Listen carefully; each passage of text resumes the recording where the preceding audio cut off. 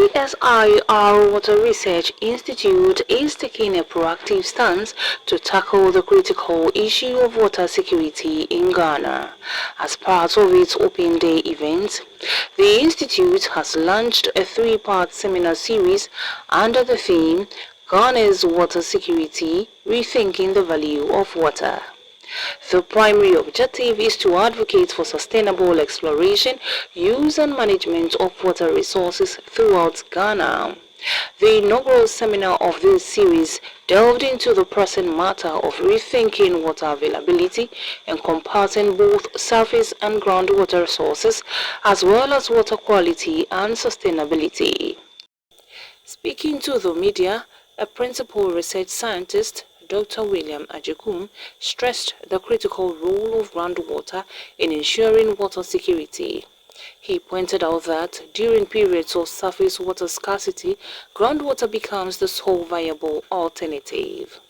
Generally, groundwater quality in Ghana is commendable, although some quality parameters can be above recommended guideline values due to the prevalence of hard rock geology.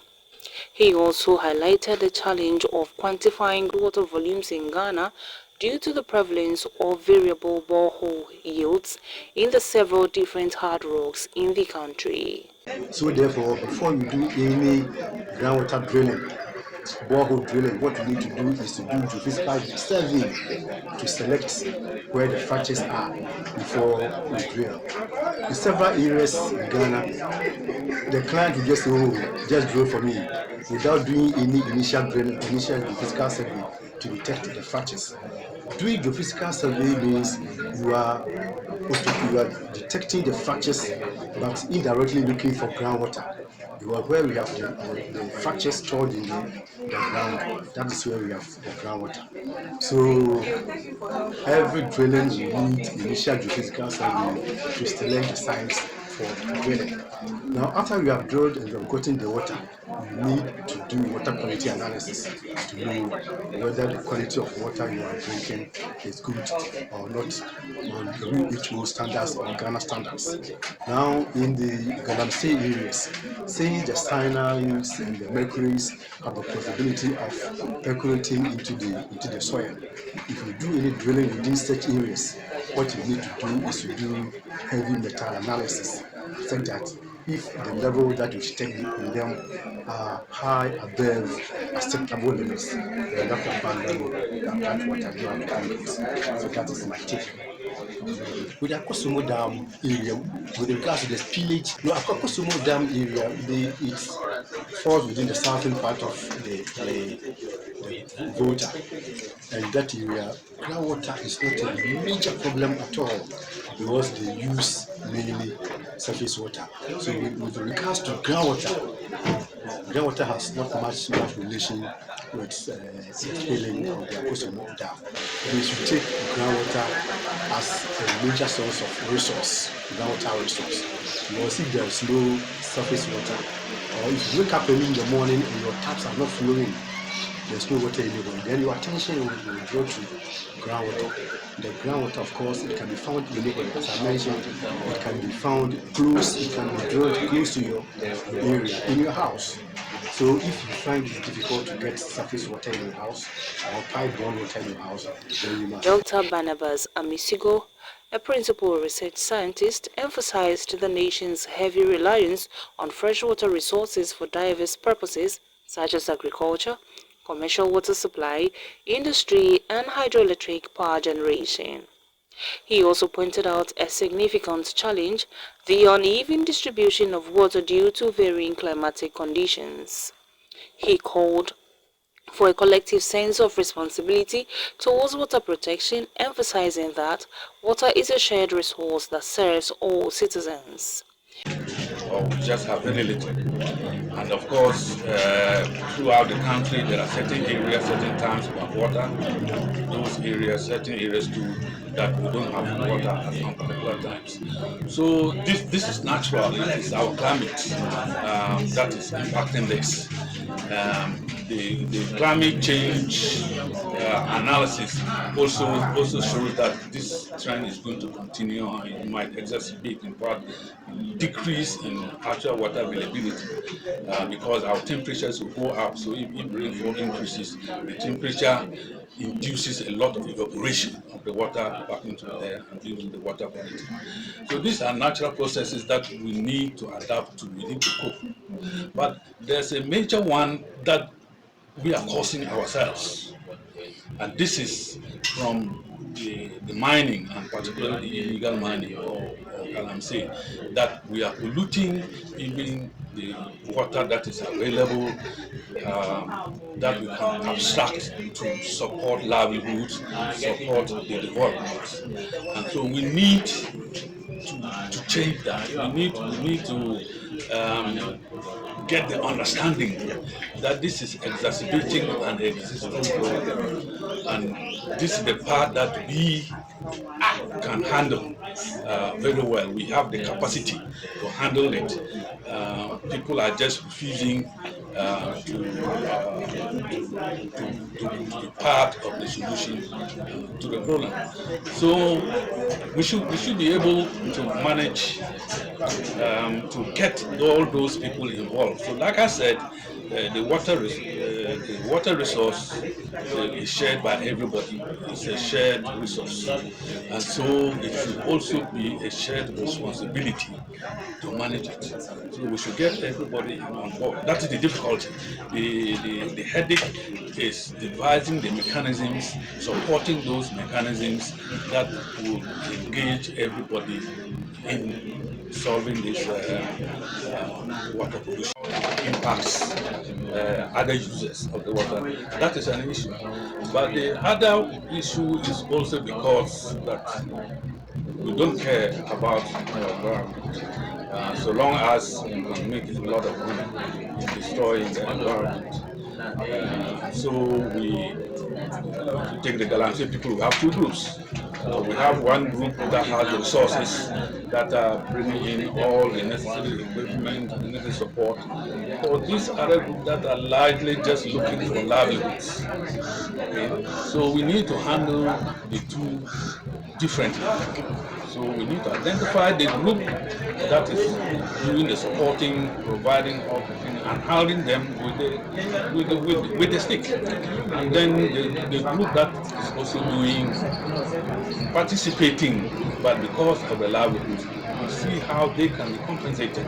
Need first of all to stop the pollution, but because the pollution has already occurred, we need to be able to either restore it or to rehabilitate. In other words, we go back to the pattern where we have dug these streets to make sure that these streets are covered, that we plant, we have tree covers for them, that our, what we call the borders of the rivers, called the riparian zone. The difficulty with that is that we think the river is just the channel in which the water flows, but the banks up to a certain distance is part of the river. So when the river is full, it can overflow and will not disturb anybody. It's just because we go and put our property and ourselves in part of that river, and then we complain. So we need to be able to set out our riparian boundaries. And the Water Resources Commission has done a good job in defining and what could be done. So if we follow that, the only thing is that we need the education. We also need the resources to do this work. Until we see that it is impacting our water security, and we see that we should value our fresh water, we are not going to put enough resources to do this. It's not going to be easy. It's not like you go for 2 weeks and gather people in the market square and talk to them, and the following day the water is clear. It needs, you have to go with a lot of effort and make sure you continue with it so that everybody understands what the issues are and what his or her responsibilities are in the restoration. Senior research scientist Dr. Emmanuel Obi shed light on the adverse impact of human activities on the quality of Ghanaian water resources. Activities such as illegal mining, illegal deforestation, and indiscriminate waste disposal have contributed to the degradation of water resources. To combat these issues, the Water Research Institute has planned a month-long activities that includes a series of seminars in November aimed at raising awareness and educating stakeholders on various facets of water management. How we place value on water. And this is important because our water resources are deteriorating. Apart from the fact that there are natural variability over the years, there are periods in the year when we have enough or excess water, and there are periods in the year when we have very low quantities of water. In addition to that, our natural, our activities as humans, such as mining and illegal felling of trees, leading to deforestation, indiscriminate disposal of waste in our environment, are all contributing to making our resource poor in terms of the quality, and therefore is of concern. We are interested in having good clean water in our environment to make treatment easier, make sure we keep them clean, manage them well, so that it will be available for us and then for the future generation. Touching on different aspects of water in relation to the environment, and all of that are to create awareness among the stakeholders. We have invited all the relevant stakeholders to each of these seminars, and there are also online platforms where the seminars are aired live as we hold them, and we've shared the link to those seminars with all the relevant stakeholders, and they can all join from their respective offices and participate. So there are seasoned experts that we have assembled from within the Water Research Institute, and a few of them from outside institutions that we collaborate with, and each of them are delivering on different aspects of water to create awareness and education. And we provide room or space for the general public to also interact by way of asking questions or making contributions from their own experience and their own expertise, so that together we all learn and take a new action or chart a new course to improve on our water security as a